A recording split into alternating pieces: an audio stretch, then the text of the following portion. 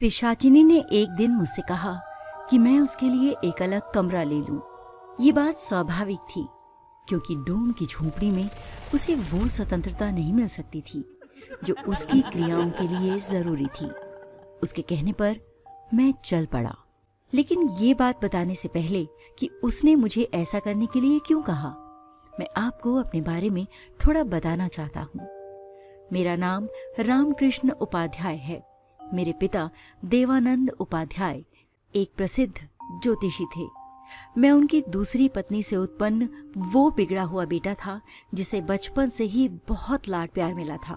पिता ने कई बार मुझे ज्योतिष सिखाने की कोशिश की, लेकिन मैंने कभी ध्यान नहीं दिया। मैं अपनी मस्ती में ही खोया रहा।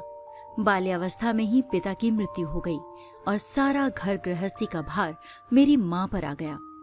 वो मुझे बेहद दुलार करती थी, इस कारण मुझे किसी काम की चिंता नहीं करनी पड़ती थी। नौकर चाकर सारा काम कर देते और मैं ऐशो आराम में जीता रहा। समय बीतता गया और मैं जवानी तक पहुंच गया।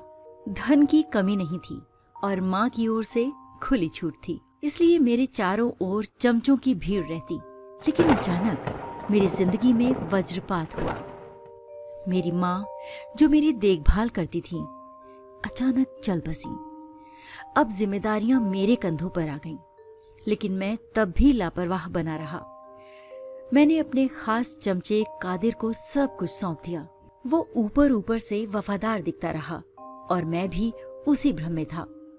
धीरे धीरे उसने मेरी सारी संपत्ति अपने नाम कर ली।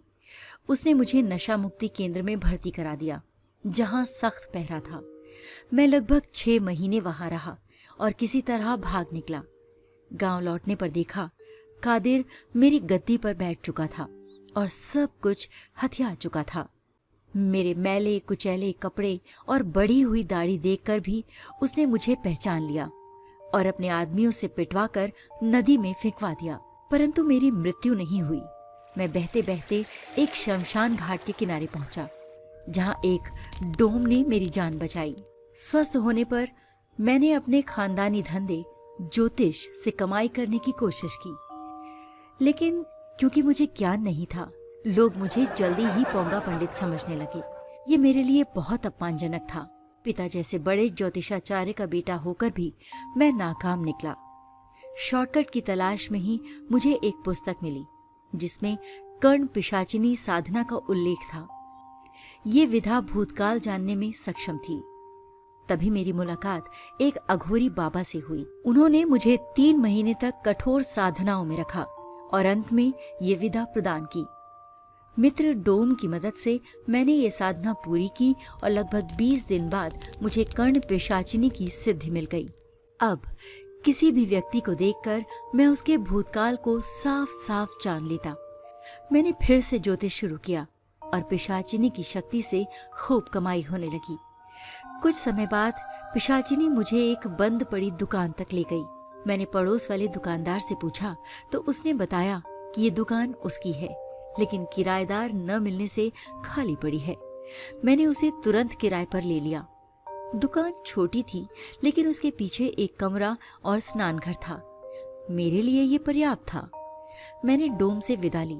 उसे पैसे देना चाहा, पर उसने मना कर दिया। मैंने जिद करके उसे नए कपड़े दिए, जिन्हें उसने बाद में दूसरों को बांट दिया। शमशान में रहने के कारण उसमें मोह माया से विरक्ति आ चुकी थी। मैंने दुकान सजा ली।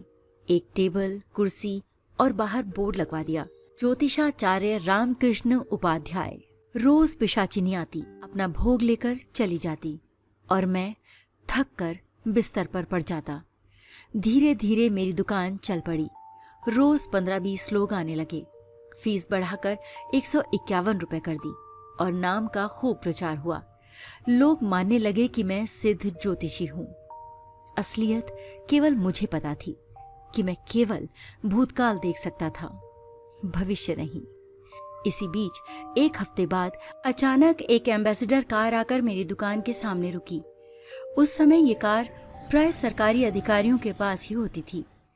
मेरा दिल धक धक करने लगा। क्या मेरी असलियत किसी को पता चल गई है?